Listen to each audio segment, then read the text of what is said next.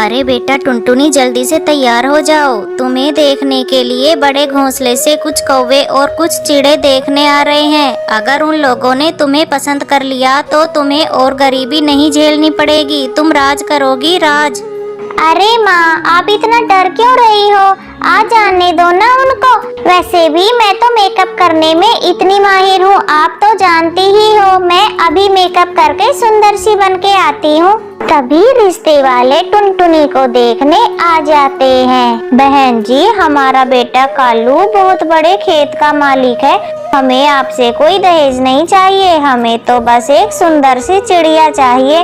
बहन जी, आप अपनी बेटी को बुला लीजिए। अगर ऊपर वाले की मर्जी हुई तो जोड़ी बन जाएगी। टुनटुनी बेटा, इधर आना। जी माँ, मैं अभी आई। अरे वाह, आपकी बेटी तो बिल्कुल चांद का टुकड़ा है।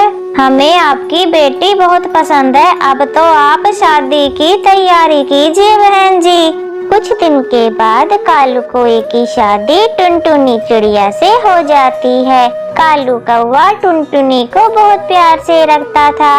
दिन ऐसे ही निकलते गए। एक दिन कालू कौवा डरा सहमा सा घर आकर टुनटुनी से कहता है, टुनटुनी, हम बर्बाद हो गए। हमारा सब कुछ खत्म हो गया टुनटुनी। अजी क्या हुआ? आप जरा आराम से बताइए, बात क्या है? हमारे सारे खेत बर्बाद हो गए। सारे खेतों में आग लग गई है। अब हमारे पास कुछ भी नहीं बचा। जी कालू जी, आप भगवान पर भरोसा रखिए, सब ठीक हो जाएगा। लेकिन टुनटुनी, कुछ ही दिन में मेरी बहन की शादी है। सब जगह कार्ड भी बच चुके हैं। अब मैं शादी के लिए खर्च का पैसा कहाँ से लाऊंगा? मेरे पास तो कोई भी पैसा नहीं बचा है। सुनिए जी, जो मैं मायके से गहने लाई थी ना, आप उनको बेच दीजिए। उनसे आपको कुछ पैसे मिल जाएंगे। नहीं टुनटुनी, इतने पैसे शादी के लिए काफी नहीं होंगे। मैं ऐसा करता हूँ, कड़कनाथ सेठ जी से पैसे कर्ज ले लेता हूँ। इतना बोलकर कालू कौवा कड़कनाथ सेठ के पास कर्ज लेने पहुँच जाता है।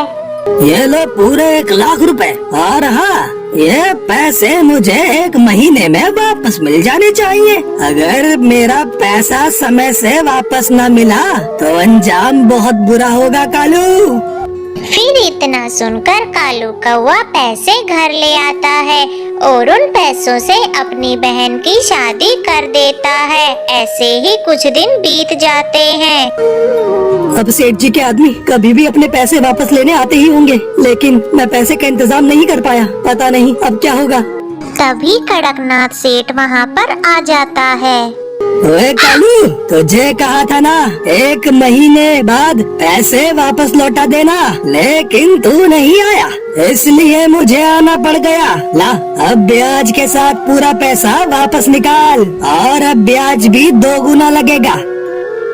लेकिन मैं पैसे का इंतजाम नहीं कर पाया। मुझे और थोड़ा समय चाहिए। मैं जल्दी ही आपके पैसे वापस लौटा दूंगा।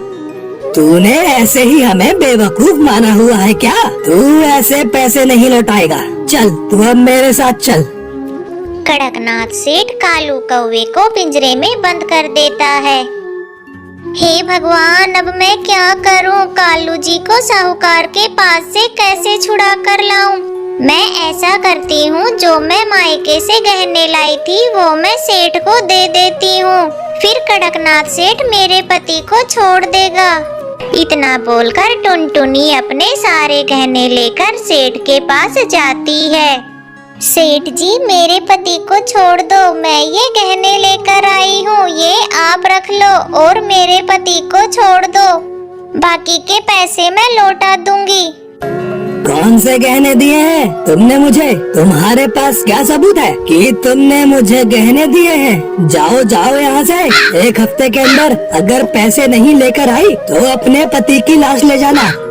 इतना सुनकर बेचारी टुनटुनी चिड़िया दुखी मन से अपने घर आ गई। हे भगवान, अब मैं क्या करूं? अब 1 हफ्ते में पैसे कहां से लाऊंगी मैं ऐसा करती हूँ, मुझे मेकअप करना तो आता है, मैं ब्यूटी पार्लर ही खोल लूँ। वैसे भी मैं मेकअप करने में माहिर हूँ। हाँ, मैं यही करती हूँ। मैं ब्यूटी पार्लर ही खोल लेती हूँ, इससे मैं अपने पति को छुड़ाने के लिए पैसे जोड़ सकती हूँ। इतना बोलकर टुनटुनी चिड़िया अपने ही घर में ब्यूटी पार्लर खोल लेती है। उसके पास बहुत से पक्षी मेकअप कराने के लिए आने लगे।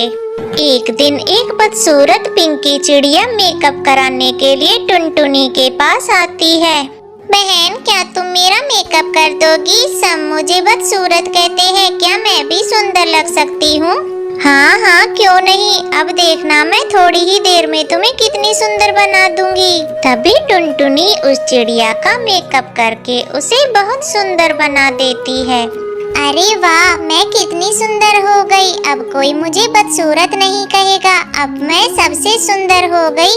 बहन, मैं तुम्हें मेकअप करने के लिए कितने रुपए दूं? बहन, तुम मुझे 1000 रुपए दे दो। ये लो 1000 रुपए। अरे ये क्या, ये नोट तो नकली है। इस नोट को कोई भी नहीं लेगा। तुम मुझे असली नोट दो।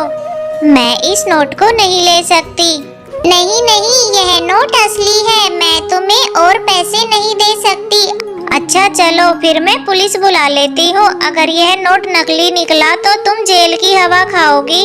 नहीं नहीं बहन, मुझे माफ करना। मेरे पास नकली नोट ही है। मैं गरीब हूँ और बदसूरत भी। अपनी बदसूरती को दूर करने के लिए मेरे पास पैसे नहीं थे। मैंने बहुत कम दाम पर ये नकली पैसे खरीदे थे और तुम्हें दे दिए। फिर टुनटुनी चिड़िया सोचने लगती है, क्यों ना मैं इस चिड़िया से ये पैसे ले लूं और ले जाकर उस सेठ को दे दूं। फिर टुनटुनी चिड़िया उस चिड़िया से कहती है, ठीक है, मैं पुलिस को नहीं बुलाऊंगी, पर तुम्हारे पास जितने भी नकली नोट है वो सब मुझे दे दो। ये लो, मेरे पास 1 लाख से भी ज्यादा नकली नोट है। ये पैसे मैं तुम्हें दे देती हूँ। फिर टुनटुनी चिड़िया पैसे लेकर कड़कनाथ सेठ के पास पहुँचती है। ये लो सेठ जी, आपके 1 लाख रुपए ब्याज सहित वापस कर रही हूँ। अब मेरे पति को छोड़ दो। लगता है पैसे कहीं से चोरी करके लाई हो, पर मुझे तो पैसे से मतलब है। चल, छोड़ देता हूँ तेरे पति को। इतना बोलकर कड़कनाथ सेठ कालू कौवे को छोड़ देता है। टुनटुनी चिड़िया घबराकर कालू कौवे के साथ घर आती है। अजी, हमें जल्दी से यहाँ से निकलना होगा। मैंने सेठ को जो पैसे दिए हैं वो सब नकली है, इसलिए सेठ के पक्षी कभी भी यहाँ आ सकते हैं। तभी टुनटुनी चिड़िया और कालू कौवा अपना सामान पैक करके वहाँ से निकल जाते हैं और शहर के जंगल आ जाते हैं। फिर टुनटुनी चिड़िया वहाँ अपना ब्यूटी पार्लर खोल लेती है और खुशी खुशी कालू कौवे के साथ रहने लगती है। प्लीज इस कहानी को लाइक, अपने दोस्तों के साथ शेयर और चैनल को सब्सक्राइब करना बिल्कुल मत भूलना। आपका बहुत बहुत धन्यवाद।